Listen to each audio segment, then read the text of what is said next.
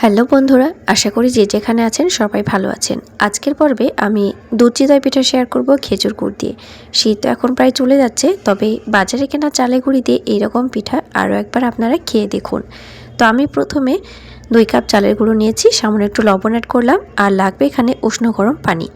আপনারা এখানে ঠান্ডা পানি কখনোই ব্যবহার করবেন না, একটি আঙুল ডুবে থাকতে পারবে এই রকম গরম পানি আপনারা ব্যবহার করবেন। এখানে 2 কাপ চালের গুঁড়োর সাথে আমি 2 কাপ গরম পানি ব্যবহার করেছি, লাগলে আপনারা আরও আধা কাপ পানি অ্যাড করতে পারেন। যে কোনো ব্র্যান্ডের বাজারে কেনা চালের গুঁড়ো আপনারা এখানে ব্যবহার করতে পারেন। এবার আমি খুব সামান্য করে, যেমন চা চামচের 4 ভাগের 1 ভাগ পরিমাণে বেকিং পাউডার দিয়ে দিলাম। আর এই বেকিং পাউডারটা দেওয়ার জন্য আমাদের পিঠা একদম জালিদার হবে আর সফট হবে।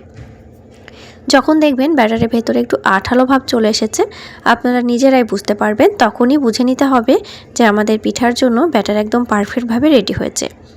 আপনারা চাইলে এই ব্যাটার হাত দিয়েও রেডি করে নিতে পারেন। যখন দেখবেন যে একটু পিচ্ছিল ভাব এসেছে এই চালের গুঁড়োর ভেতরে, তখনই বুঝে নেবেন যে আমাদের পিঠার জন্য পারফেক্টভাবে ব্যাটার রেডি হয়েছে। তো এখানে আমি রান্নার রেগুলার কড়াই ব্যবহার করেছি। প্রথমে কড়াইটা ভালো মতো গরম করে নেবেন। চাইলে আপনারা হালকা করে কয়েক ফোঁটা প্রথমে তেলও ব্রাশ করে দিতে পারেন। তো আমি একদমই অয়েল ফ্রি পিঠাগুলো তৈরি করছি। প্রথমে আপনারা কড়াইটা ভালোভাবে যদি গরম করে ব্যাটার ঢালতে পারেন, তাহলে পিঠা সুন্দরভাবে উঠে আসবে। দেখুন আমাদের একটি পিঠা রেডি হয়ে গেছে। তো কতটা জালিদার হয়েছে দেখুন, আর কতটা ফুলে উঠেছে দেখুন।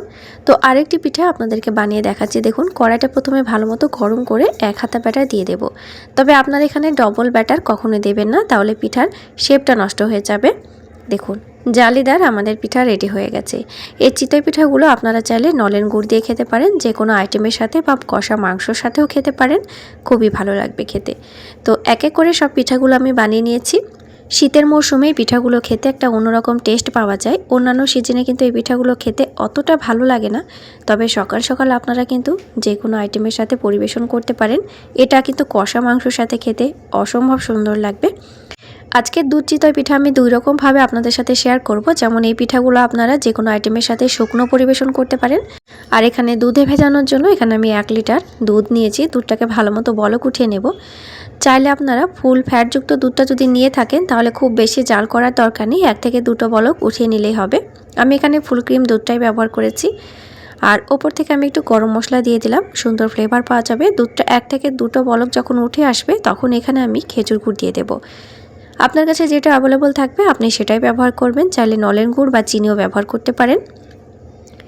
তবে এই রকম খেজুর গুড়ে চিতই পিঠার টেস্ট কিন্তু একটা অন্যরকম স্বাদ আসে।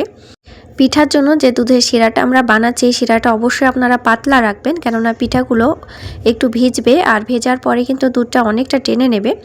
তো দেখুন বন্ধুরা, আমাদের শিরাটা কিন্তু রেডি হয়ে গেছে। তো এবার আমি গ্যাসের আঁচটা বন্ধ করে দিচ্ছি। এখানে গুড়টা ব্যবহার করার ফলে অনেকে দুধ কেটে যায়। তো আপনারা যখন এখানে গুড় ব্যবহার করবেন, তখন গ্যাসের আঁচটা একদম মাঝারি থেকে লো আঁচে দিয়ে দেবেন বা বন্ধ করে দেবেন। তারপরে গুড়টা দেওয়ার পরে 2-4 বার নাড়াচাড়া করে গ্যাসের আঁচটা অন করে দেবেন। তাহলে আপনাদের কারোরই দুধ ফাটবে না। তো আমি গ্যাসের আঁচটা বন্ধ করে দিয়েছি। এবার এক এক করে পিঠাগুলো দিয়ে দিলাম। পিঠাগুলো দেওয়ার পরে আধা ঘন্টা একটু অপেক্ষা করতে হবে, তাহলে পিঠাগুলো একদম পারফেক্টভাবে ভিজে যাবে। দেখুন এক এক করে সব পিঠাগুলোই আমি দিয়ে দিচ্ছি। দুধের শিরাটা যখন গরম থাকবে, তখন গরম অবস্থাতে আপনারা পিঠাগুলো দিয়ে একটু ঢাকনা দিয়ে রেখে দেবেন। খুব বেশি ঢাকনা দিয়ে রাখার দরকার নেই, 10 থেকে 15 মিনিটের জন্য আপনারা ঢাকনা দিয়ে রেখে দেবেন। তো দেখুন আমি সন্ধ্যাবেলায় পিঠাগুলো বানিয়ে সারা রাত্রির জন্য ঢাকনা দিয়ে রেখে দিয়েছিলাম। দেখুন একদম পারফেক্টভাবে আমাদের চিতই পিঠা রেডি হয়েছে। আর আমি যে দুধের শিরাটা বানিয়েছিলাম সেটা একদম গামাখা হয়ে গেছে। এই শিরাটা কিন্তু এখন খেতে দারুণ লাগে। তো বাজারে কেনা চালের গুঁড়ি দিয়ে এরকম চিতই পিঠা বাড়িতে অবশ্যই একবার ট্রাই করবেন। আজকের রেসিপিটা আপনাদের কেমন লেগেছে অবশ্যই আমাকে কমেন্টের মাধ্যমে জানিয়ে দেবেন। আর এইরকম নতুন নতুন রেসিপি পাওয়ার জন্য অবশ্যই আমার সাথে থাকবেন। তাহলে নতুন নতুন রেসিপি নিয়ে ফিরে আসছি নেক্সট এপিসোডে। Thank you.